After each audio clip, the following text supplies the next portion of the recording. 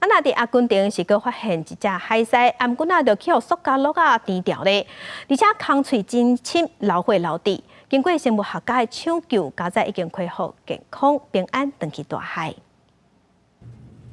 可怜的海狮伫阿根廷这位海沙保王发现的时，颔棍白色塑胶粒嘴暗暗。海洋基金会专家赶到现场的时阵，发现的塑胶粒已经被民众摕掉。Eso no es recomendable hacerlo porque estos animales son salvajes, pueden tener enfermedades que contagian a las personas y también pueden llegar a morder. 生物学家随时把受伤的海狮带转去治疗，在颔棍长过深的伤痕顶面，搁一片929的药膏，顺续检查伊的健康状况。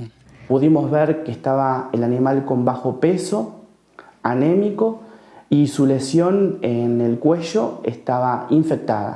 经过保育人员的用心照顾，海狮仔伫1个月后复原。虽然也看会到伊颔棍的伤痕，不过伊已经大汉搁大颗。如果这一天该野放得到自由，看到海狮仔将其尾会当转去大海，保育专家感觉真欢喜。不过为着有利，阿根廷伫5月捌发现另外一只海狮，颔棍嘛，互工业用的塑胶圈吹暗暗，伤口是不加深。保育人员忧心。这款的案件会愈来愈多，呼吁民众爱确实减少塑胶污染，让海洋生物有一个清气的生存空间。公视新闻詹慧敏编译。